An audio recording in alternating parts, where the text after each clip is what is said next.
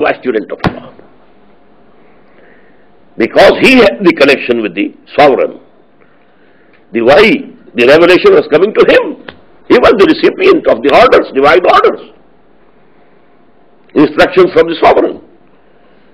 So it was a personal vicegerency.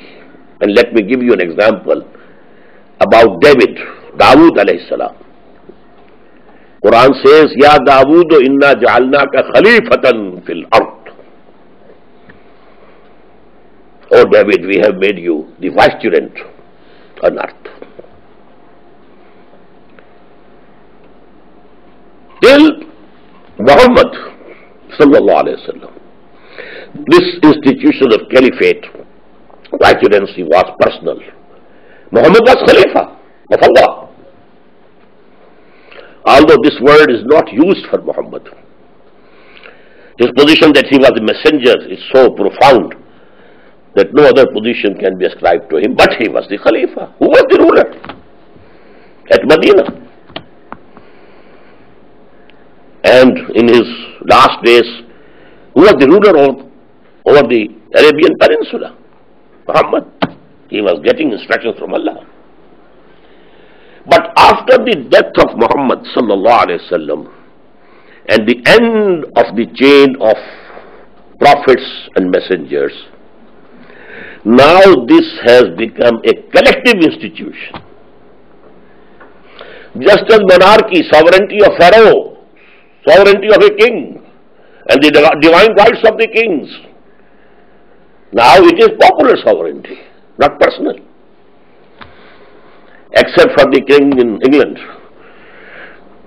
only a token, maybe a decoration piece and nothing else. Same case in Japan.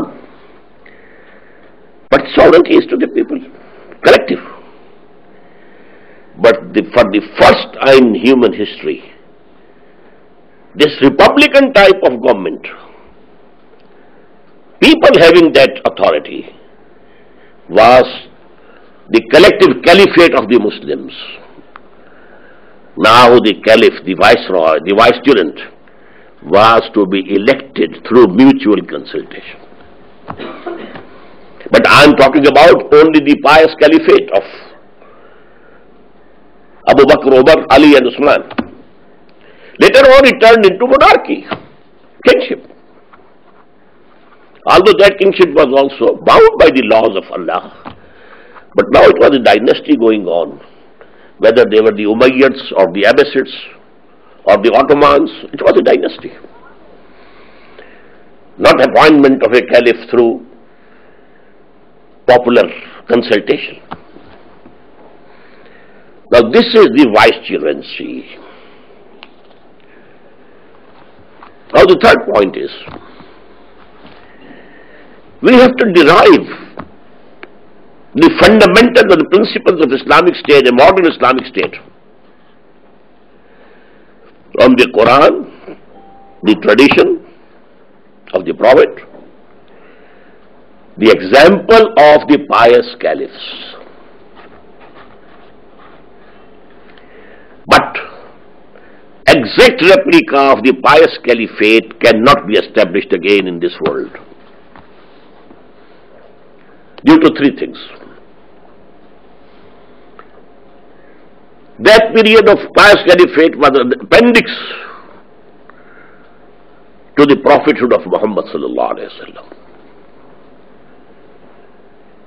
Continuation. Number two, the purification of the selves of the companions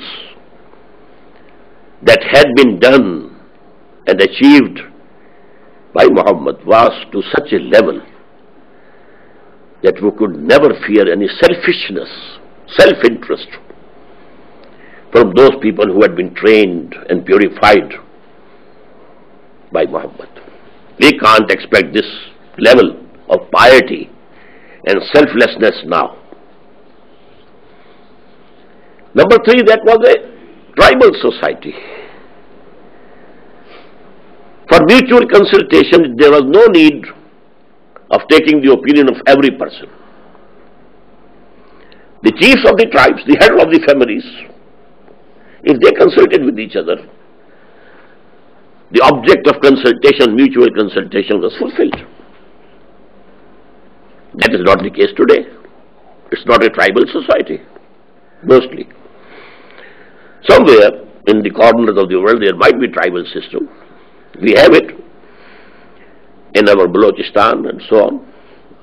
But generally it has gone. So now we have to derive the principles of Islamic State from the example of the pious caliphate, the four caliphs, and fundamentals from Quran and Sunnah.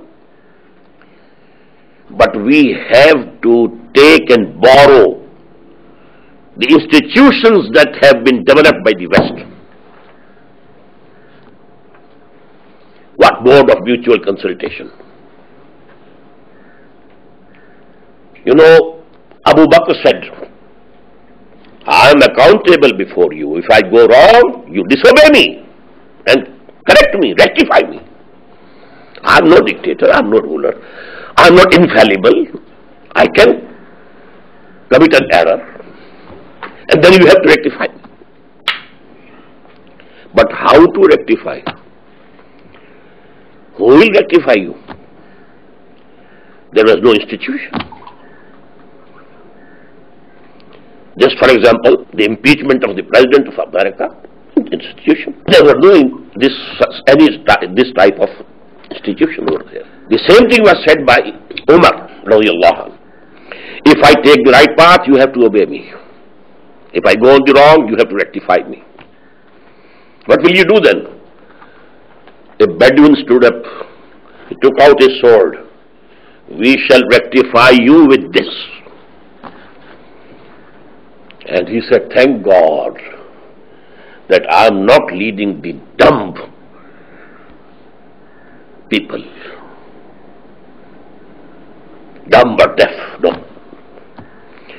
So, institutions we have to borrow from the West. Just as this light, you know, not invented by a Muslim. We are using it. This loudspeaker, not invented by any Muslim. We are using it. In the same way, institutions we have to borrow. So we have to have three pillars of the state. Although they say that there is a fourth pillar also. We have to have a legislature. We have to have a legislature, an executive, and a judiciary with defined authorities, defined limits, defined checks and balances. Now, what is the scope of legislature? It's a very common misunderstanding that there is no scope of legislature in the modern Islamic State. Islamic law is already there. We have only to enforce it. No. The clear do's and don'ts from Quran, we have to abide by that, or from the Sunnah. But there is a vast area, very vast area of legislation about the foreign policy, about the form of government, whether it should be unitary or federal or confederal, whether it should be parliamentary, two house, or one house, parliamentary or presidential. These are all mubah. And please note, in Islamic law, the principle is not that only such things are permissible which can be proved to be permissible by Quran and Sunnah. No. Everything is permissible which cannot be proved to be forbidden according to the Quran and the Sunnah. So these two things are very different.